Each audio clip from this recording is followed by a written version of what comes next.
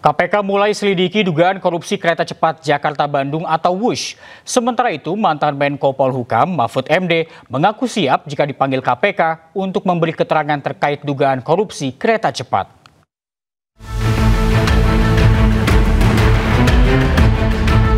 Komisi Pemberantasan Korupsi mengungkap sudah memulai penyelidikan terhadap dugaan korupsi kereta cepat Jakarta-Bandung atau WUSH. KPK bahkan sudah sejak awal tahun 2025 mengumpulkan informasi dan data untuk membangun konstruksi perkara ini. Perkara tersebut saat ini sedang dalam tahap penyelidikan di KPK, sehingga karena memang masih di tahap penyelidikan, informasi detail terkait dengan progres atau perkembangan perkaranya belum bisa kami sampaikan secara rinci. Oleh karena itu, KPK juga terus mengimbau kepada masyarakat siapapun yang memiliki informasi ataupun data yang terkait dengan hal tersebut bisa menyampaikan kepada KPK. Tentu setiap informasi dan data baik yang disampaikan melalui saluran pengaduan masyarakat itu tentu juga bisa menjadi pengayaan bagi tim. Sementara itu, mantan Menko Polhukam Mahfud MD mengaku siap memberikan keterangan kepada KPK.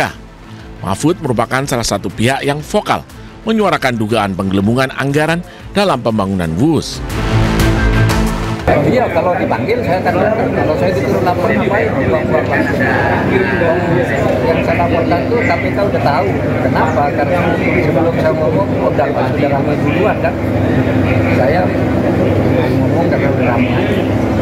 Makanya KPK manggil orang yang ngomong sebelumnya itu kan banyak banget. Dan punya data dan pelaku. Kalau saya itu kan pencatat aja. Proyek WUSH digarap dengan skema patungan, yakni 60% Indonesia dan 40% Cina melalui PT KCIC. Nilai investasinya senilai 120,6 triliun rupiah. Kemudian PT KAI yang merupakan ketua konsorsium BUMN dalam proyek ini menanggung beban utang 6,9 triliun rupiah untuk pembayaran pembengkakan biaya proyek WUSH. Presiden ke-7 RI Joko Widodo tolak tanggapan jika proyek kereta Jakarta-Bandung atau WUSH alami kerugian. Menurutnya utang proyek WUSH senilai 116 triliun bisa berkurang seiring berjalannya waktu.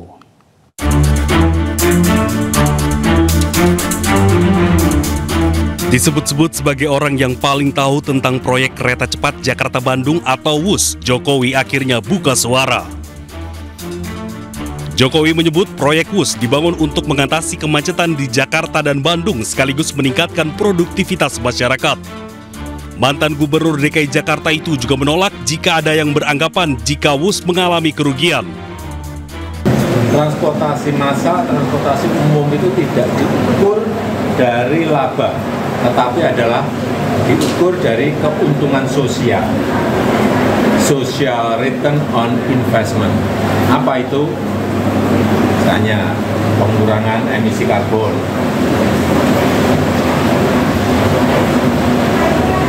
produktivitas dari masyarakat menjadi lebih baik.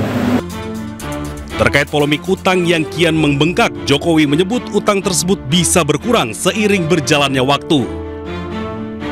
Kalau penumpangnya sekarang per hari kan kayak bus itu sudah 19.000 dan sudah mencapai penumpang sampai 12 juta penumpang.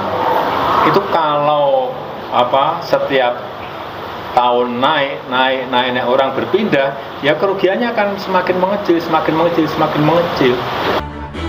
Merespon tanggapan Jokowi, Menteri Keuangan Purbaya Yudisadewa menyebut untuk memaksimalkan dampak ekonomi maka perlu pengembangan di sekitar jalur WUSH.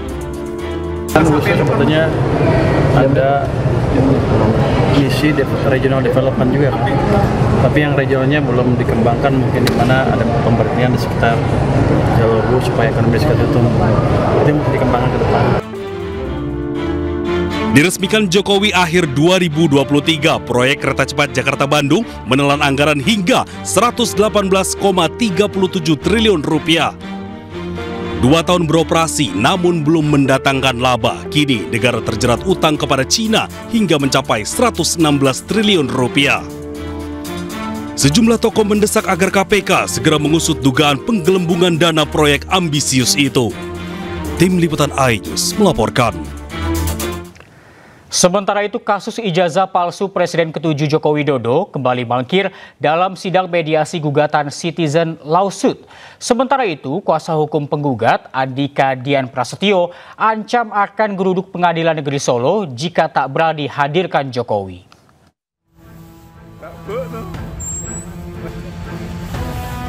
Polemik tentang keaslian ijazah Jokowi masih terus bergulir. Terbaru, sidang mediasi gugatan citizen lawsuit yang digelar di Pengadilan Negeri Solo kembali tidak menghasilkan kesepakatan alias deadlock.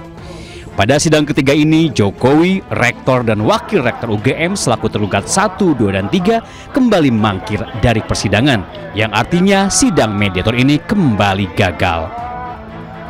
Pihak mediator telah menyatakan bahwa mediasi deadlock, ya, karena para pihak tidak sepakat menyelesaikan secara damai, terutama pihak tergugat 1 dan tergugat yang lain. Sementara itu, kuasa hukum penggugat Andika Dian Prasetyo mengancam jika persidangan tidak pernah berani memeriksa Jokowi, maka masyarakat Indonesia akan mendatangi Pengadilan Negeri Solo. Seandainya sidang ini nanti tidak berani memeriksa lagi dengan alasan PT UN lah dan lain sebagainya, maka masyarakat di Indonesia melalui siaran ini jangan salahkan apabila semuanya nanti akan datang ke sini untuk meminta pertanggungjawaban.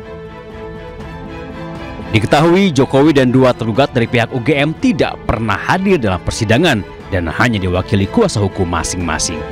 Dari Solo, Jawa Tengah, Septiantoro, iNews melaporkan.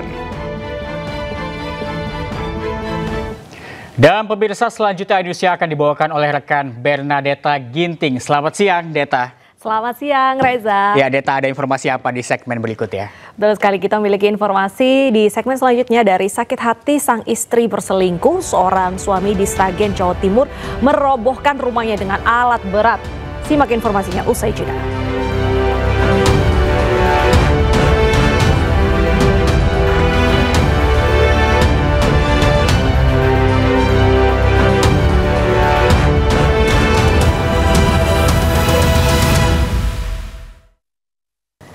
Demi memuluskan aksinya, seorang pria mencuri sepeda milik jamaah masjid menggunakan mobil rental. Aksi pelaku memasukkan sepeda ke dalam mobil ini terekam CCTV.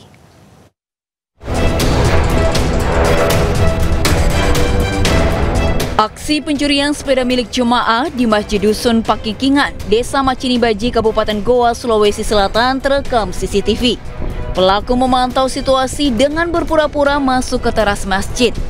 Saat situasi sepi, pelaku langsung memasukkan sepeda milik jemaah ke dalam mobil dan kabur meninggalkan lokasi. Korban baru sadar jika sepedanya dicuri setelah keluar dari masjid dan melihat rekaman CCTV. Berbekal rekaman CCTV, polisi langsung meringkus pelaku di rumahnya di Kecamatan Barombong, Kabupaten Goa. Hasil pemeriksaan, pelaku sudah 2 kali mencuri sepeda dengan menggunakan mobil rental. Dia sampai masuk mengetuk di masjid, melihat bahwa korbannya sementara melaksanakan salat asar. Disitulah dia kesempatan mengambil ini sepeda. Setelah itu dia naikkan di mobil yang dipakai. Akibat perbuatannya, pelaku terancam pasal pencurian dengan ancaman hukuman 5 tahun penjara. Dari Kabupaten Goa, Sulawesi Selatan, Bukma, iNews melaporkan.